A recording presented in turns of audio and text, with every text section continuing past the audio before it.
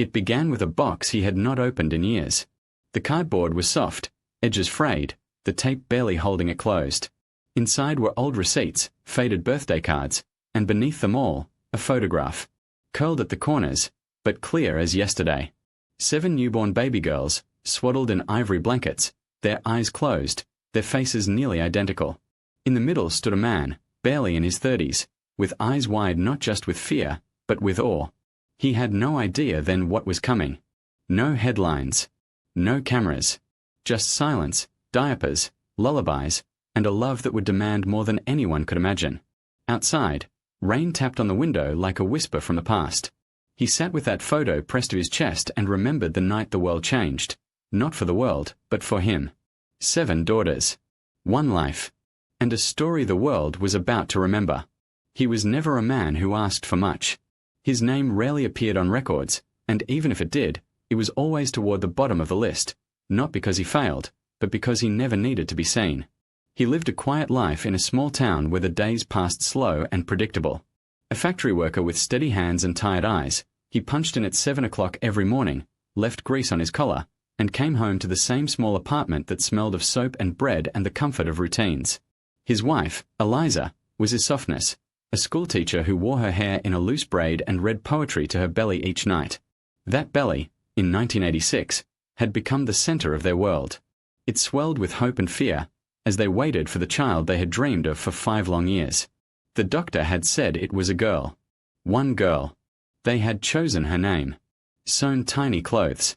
Folded pink blankets and painted one side of their bedroom wall with clouds and stars. But fate, it seemed, had plans far greater than they ever dared to imagine. It was a Thursday, late in April, when the pain began. Too early. Too sharp. Eliza's hands trembled as she whispered his name. He rushed her to the hospital with a bag in one hand and her shaking fingers in the other. Rain hit the windshield like static, the sky swollen and grey. He kept saying, "It is going to be all right," but even his voice wavered. When they arrived, the nurse looked confused. Then concerned. Then alarmed. More machines were brought in. More doctors. And then came the silence. A long, heavy silence that filled the room before the chaos began. The first cry shattered it. Then came another. And another. Nurses exchanged frantic glances. The father stood motionless, his hands white-knuckled, gripping the bed rail. "How many?" he whispered, not to anyone in particular. "How many are there?" The answer came not in words, but in sound. 7 cries. 7. The delivery room transformed into something almost holy. Laughter, gasps, tears. The nurses wept as they weighed the last infant, each identical to the one before. 7 baby girls, lined up like a miracle in motion. All alive. All healthy. All here. The headlines came fast. Reporters flooded the hospital, cameras flashing, microphones extended. The miracle father of 7, one paper called him. Heaven sent daughters, read another. There were interviews, questions, stories on television. They were offered free formula, diapers, photo shoots. Companies wanted to sponsor their family. Strangers sent letters from every corner of the country. It was overwhelming, like standing in the middle of a storm made of light and noise. But behind the headlines, there was fear. He would sit in the corner of the hospital room at night, his head in his hands, wondering how he was going to feed 7 mouths on a factory wage. Wondering if their tiny apartment could stretch to hold that much life. Wondering if his hands, which had only ever fixed machines, could now hold something so delicate, so demanding. He watched Eliza sleep, pale and exhausted. Watched the nurses change diapers in rows like an assembly line of love.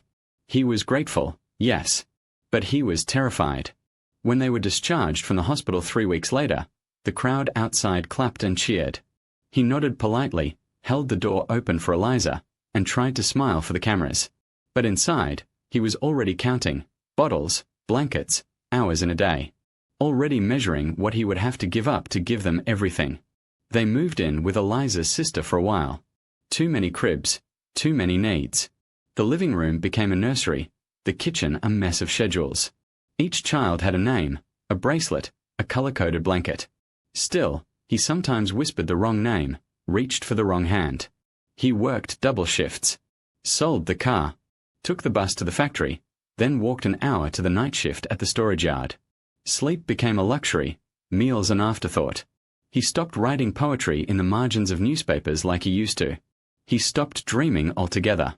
And yet, every night, without fail, he came home, kissed each of his daughters good night, and whispered something only they could hear. A promise. A prayer. A line from one of Eliza's favorite poems. He never told anyone how many times he almost broke. How often he sat in the bathroom at 3 o'clock in the morning, head bowed, weeping quietly into a towel. How he once stood outside in the cold just to scream into the wind so no one would hear him. How he thought of walking away, not because he did not love them, but because he feared he was not enough. But every time one of the girls gripped his finger in her sleep or turned her head at the sound of his voice, he stayed. That year, 1986, was the year the world began to change for him. Not all at once. Not with grand parades or global news. But in the quiet rituals of fatherhood repeated 7 times each day. In the bottle warmed just right. In the lullaby sung with a cracking voice. In the pile of laundry that never disappeared and the small shoes lined by the door. He did not become famous. Not really. The cameras left. The sponsors pulled back. The world moved on to the next miracle. But he stayed. Because miracles are not moments. They are lives. And he had 7 of them. Sleeping side by side, breathing the same soft air, dreaming their own little dreams, and all of them calling him father. And somehow, that made everything possible. The headlines stopped printing their names. The television crews stopped calling. The cameras that once flashed like lightning outside their door began to vanish. For a while, they were the miracle, the talk of every breakfast table, the darlings of every news hour. But miracles do not last long in the eyes of the world. And so, like all things sensational, their fame faded. But inside the little house with peeling paint and a garden that bloomed out of season, the real story had just begun. The 7 girls were growing. No longer a sea of identical faces swaddled in matching blankets. They were becoming themselves. And he, the quiet father who once stood trembling as he held all 7 in his arms, watched this transformation with a mixture of awe and quiet fear. One daughter developed a fascination for sound. She could spend hours tapping on glasses, whispering into empty jars, recording the echo of her own breath. She hears things we do not, he once whispered, placing his hand gently on her hair. Another wandered into the trees behind their home and stayed there for hours, fingers trailing over leaves, eyes following birds. She spoke to insects like they were old friends, and once told him, "The wind is softer when you listen with your skin." A third girl asked questions. Too many for the small kitchen table. Why are we here? Why do people forget things? What does love taste like? He tried to answer every one, though sometimes the words would catch in his throat and she would simply smile and say, "It is all right, Papa. I think you answer better when you say nothing." He painted their room walls with different colors so he could tell them apart. Not because he forgot, but because he wanted them to remember. Sameness was only on the outside. Inside, they were galaxies apart. He began to feel the distance. Not a painful one, but a quiet shift. They no longer reached for his hand when they crossed the street. They no longer all needed to sit in his lap at once. He missed it. Missed the chaos of 7 spoons clinking in cereal bowls, of 7 voices shouting Papa at once, of being everything to everyone in one breathless moment. Now, they needed space. They needed solitude. And sometimes, he would find himself standing in the hallway outside their shared room, listening to their laughter and wondering when exactly the world had crept in. School changed everything. Outside eyes judged what inside hearts knew. They were stared at, whispered about, grouped and labeled. The 7. The sisters. The clones. Some children were curious, others cruel. But they endured, because they had each other. At home, he still did their hair, braids for one, buns for another, wild curls for the one who hated combs. He packed their lunches with handwritten notes. A flower doodle, a joke, a reminder. You are loved. He worked longer hours now. The factory paid little, and food was never cheap. He fixed shoes instead of replacing them. He patched uniforms with thread that never matched, but held strong. His back ached more. His eyes stayed red longer. But he never said a word. Because he was their father, and they were still his whole world. And yet, the pull of the world was real. One girl asked to join a music class. Another wanted to visit a science museum 2 cities away.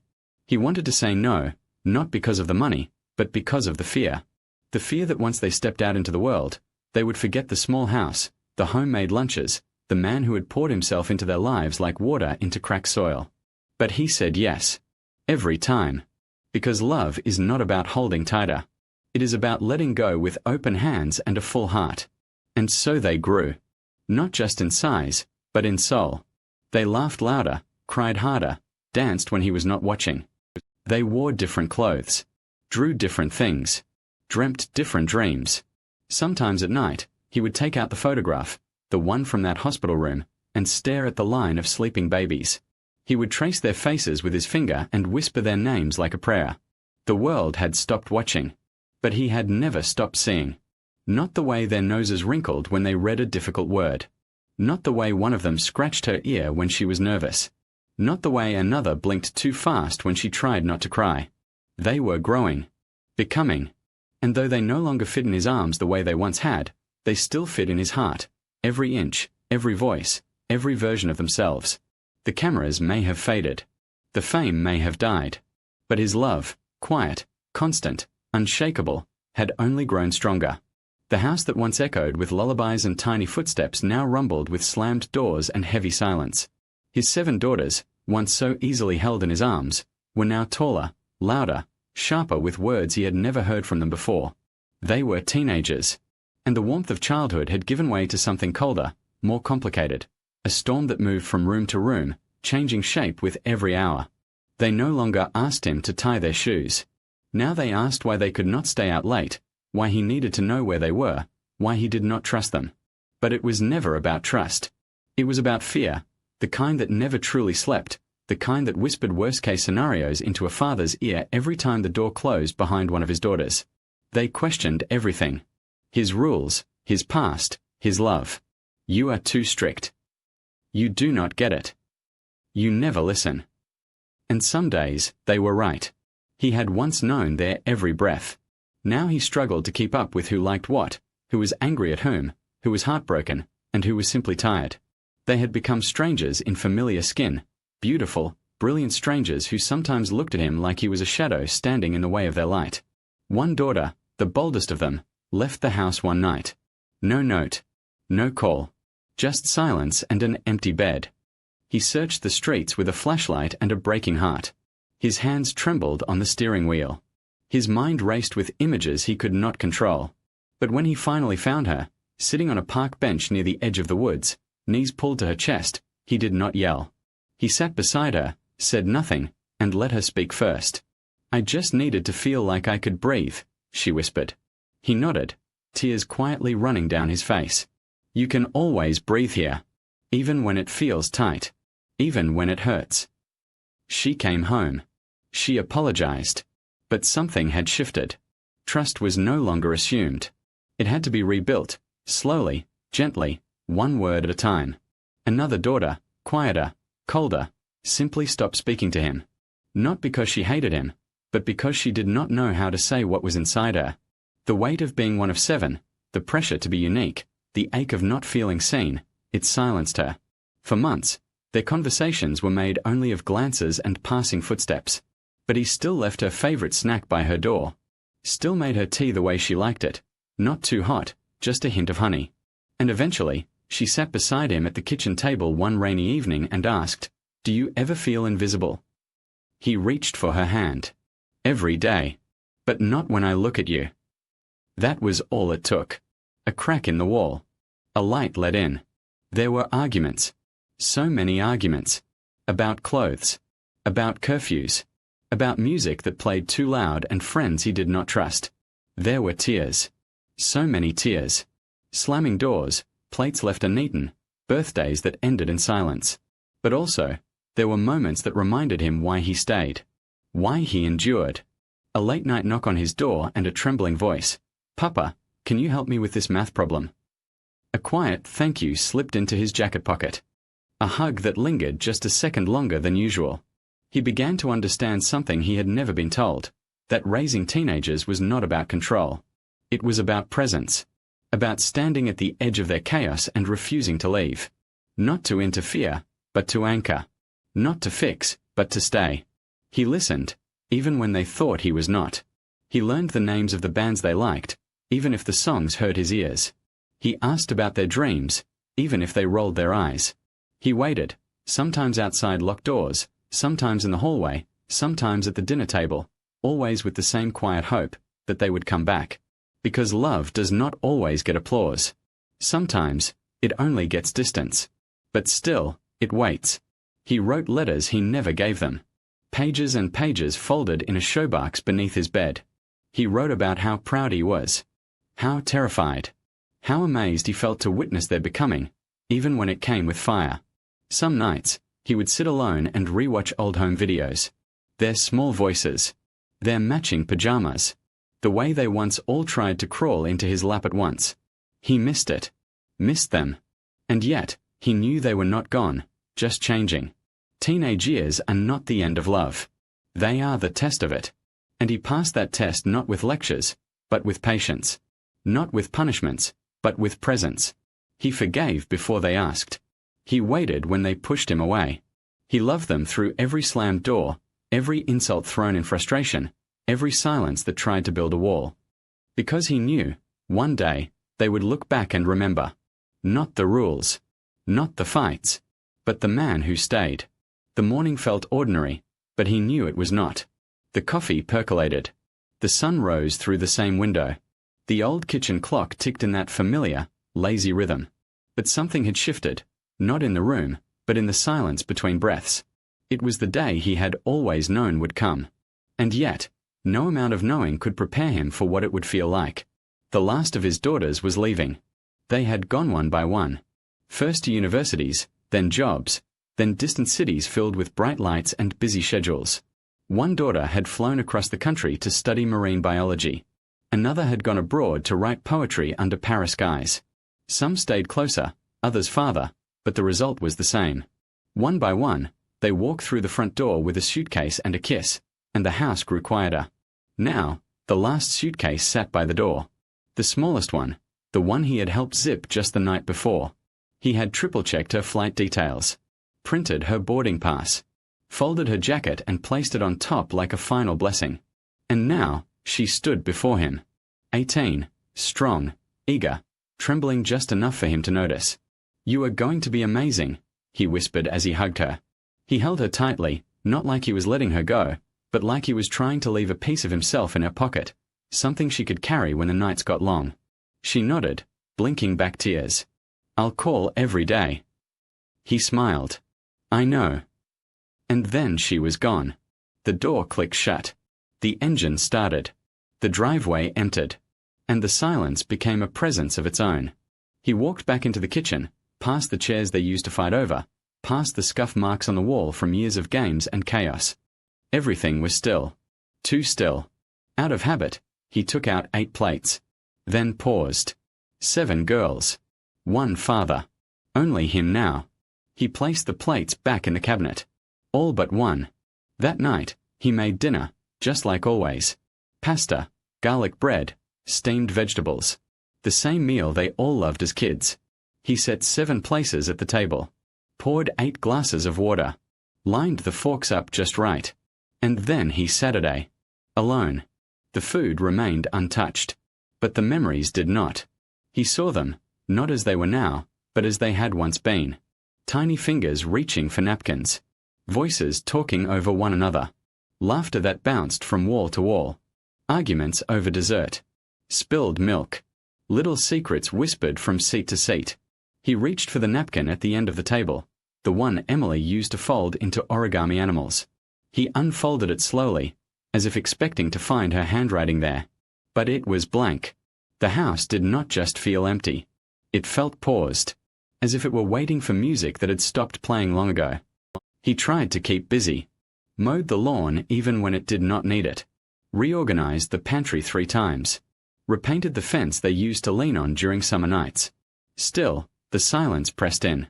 He left the porch light on every evening. Always. Even during storms. Even when he knew no one was coming.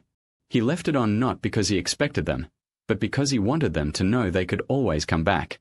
He kept their rooms just as they had left them. The posters. The bedsheets. The drawings taped to walls. It was his way of holding onto a time that had moved faster than his heart could follow.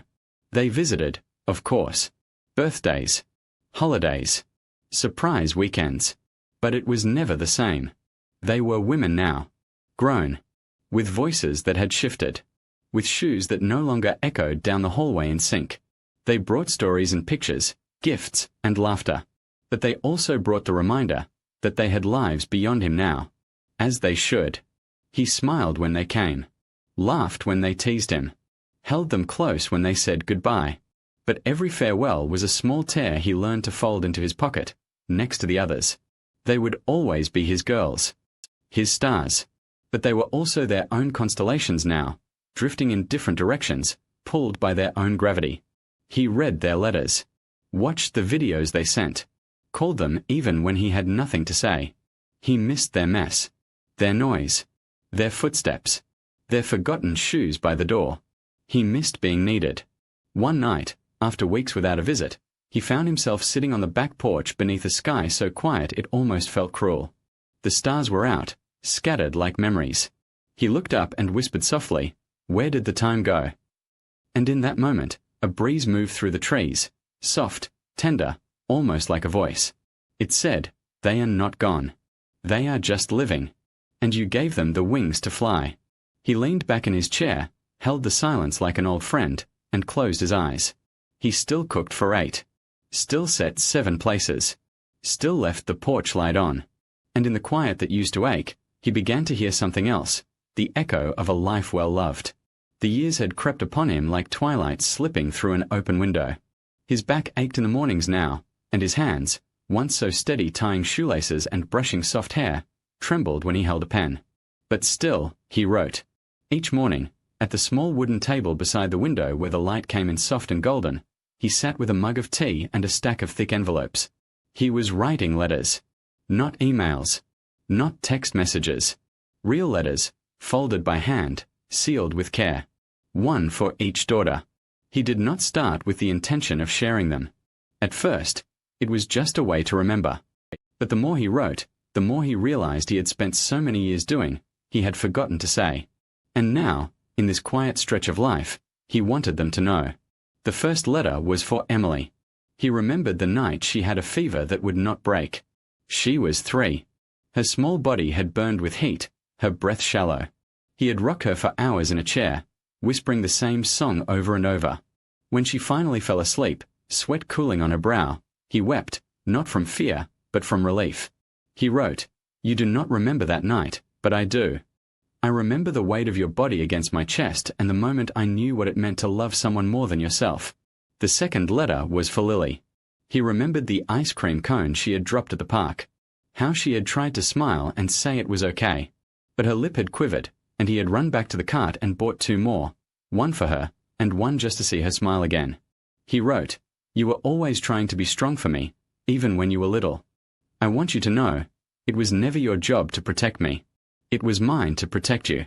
The third letter was for Sophia. He wrote about her silence at 13. How she had stopped talking to him, shutting the door more often, hiding behind her headphones and her walls. He never pushed.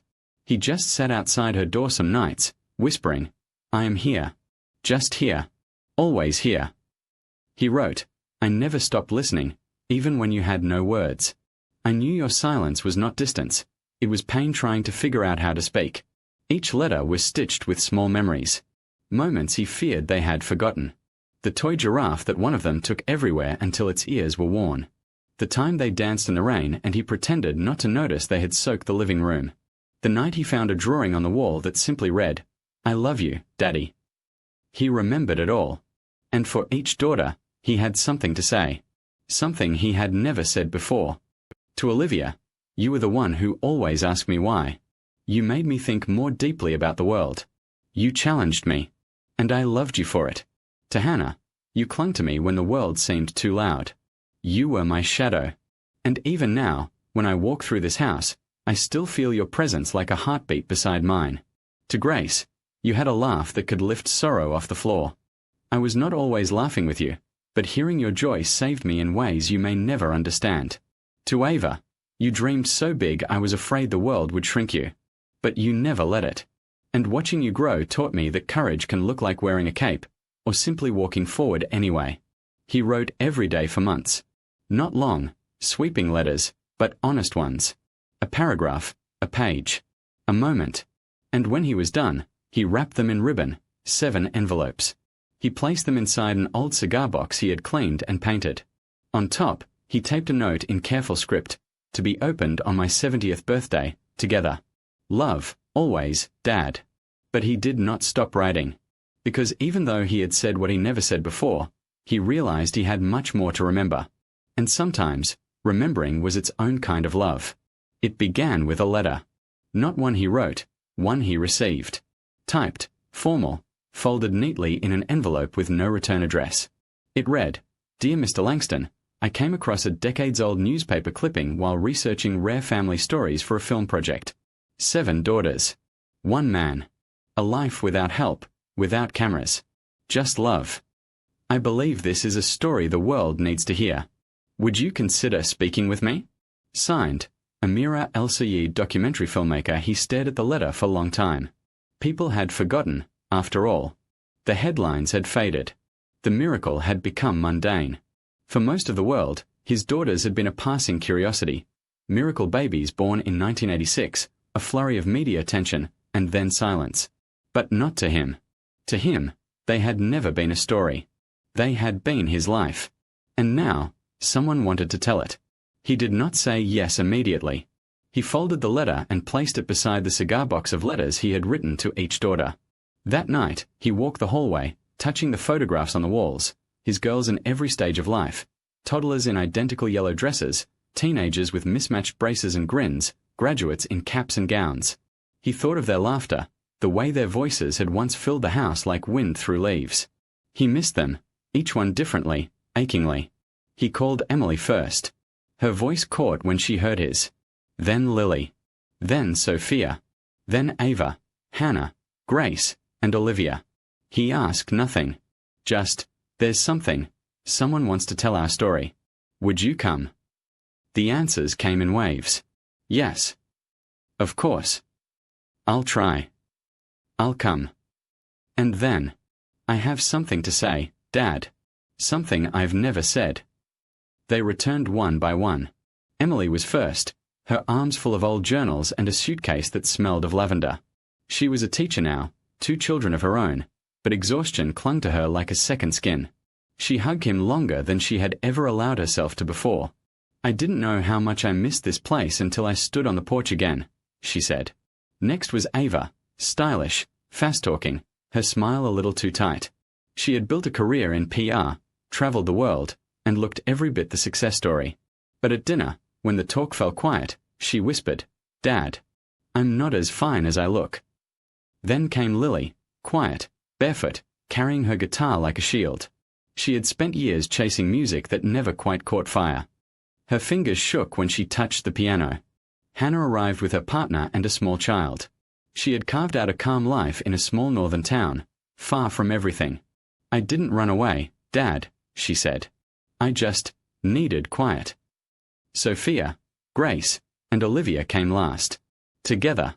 Their laughter in the doorway was wild and familiar, like coming home and running into your childhood in the hallway.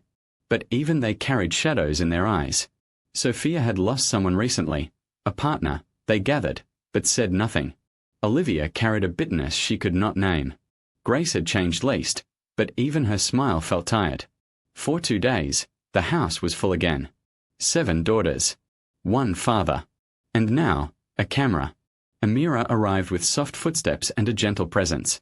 She asked questions with care, like planting seeds and waiting for them to bloom. She did not rush. She filmed them cooking breakfast together. He flipping pancakes like he used to. The girls teasing each other about who still could not boil water. She filmed Emily reading one of her father's old letters. Her voice cracked halfway through. She filmed Ava crying in the backyard, quietly, wiping her eyes like she had done it alone for years. She filmed Sophia staring at a photo of their mother, a woman none of them truly remembered, saying, "I've been angry at her my whole life and I didn't even know why." The process was not easy. There were fights. Old wounds ripped open in the living room. arguments that had waited decades for air. You always acted like you were better. You never listened to me. You left. We needed you. Their father said nothing through most of it. He sat, hands clasped, listening. He did not try to fix it. He had learned long ago, some things had to be walked through, not around. One evening, Amira asked him directly, camera off, "What do you want people to take from this story?" He thought for a long time. Then said, "That love is not noise. It is quiet. Daily. It's not made of the things we shout, but the things we never stop doing." The filming lasted a week. At the end of it, Amira gathered them all in the living room to watch the first 10 minutes of the rough cut. The footage opened with his hands, aged, trembling, folding a letter. Then it faded into old photographs. His voice, soft, reading the beginning of one letter aloud. As the footage moved between laughter and tears, silence and music, something began to shift. The girls leaned closer to each other. Hands found hands. Heads leaned on shoulders. And when the screen faded to black, not one of them spoke for a long time. Then Lily whispered, "Dad, I think you saved us again." He shook his head. "No, sweetheart. You saved me. All over again." And in that moment, it was not about the documentary. Not about the cameras or the story the world would see. It was about something else. A house that once held 7 tiny cries now held 7 adult voices healing, forgiving, remembering. A reunion he had never planned, but one that perhaps, in his heart, he had always hoped for. It happened on a quiet Sunday morning, the kind where time moves slow and the sun filters through curtains like a memory. He had just finished his tea when Olivia asked him to take a ride. "We want to show you something," she said, her smile too soft, her voice too careful. He hesitated. "Where to?" "Just come," Lily added, already holding his coat. They all piled into 2 cars. Emily drove the lead. He sat in the back, still in his worn cardigan, clutching a paper bag of peppermints, unsure what this was, unsure why they all seemed giddy and nervous and full of a silence that held back something big. When the car stopped, he looked out the window and blinked. There it stood, a house. A new one. It was simple, but elegant. The front porch had a wooden swing. The garden was already blooming. And on the mailbox, in careful paint, was written, "The Langston Home." He did not move. They got out first, standing in a line. Olivia came around and opened his door. "It's yours, Papa." He stepped out, slowly, almost afraid to touch the air. "Mine." Emily nodded. "We built it. Together. Saved up. Bit by bit. We know you do not need much. But you gave us everything." He shook his head, heart already swelling. "I never asked. You never had to," Grace said. "That is why we did it." They led him through the front door. The walls were painted in warm colors. Photographs of the 7 sisters lined the hallway, from their first steps to their latest reunions. The kitchen had an old teapot just like the one he used to use. The bookshelf in the living room was stacked with poetry books and handbound journals. His journals, the ones he thought he had lost. In the study was a desk just like the one he used to write his letters on. And on it, a frame. Inside, a single line. "You were never just a father. You were our world." His hands trembled. He tried to speak, but the words fell apart in his throat. And then came the tears. Not for the house. Not for the porch or the study or the swing that creaked gently in the breeze. But because they remembered. They always remembered. The birthdays he never forgot. The shoes he repaired by hand. The soup he made when they were sick. The way he stood by their door every time they left, whispering, "Come home safe." They remembered the man who stayed.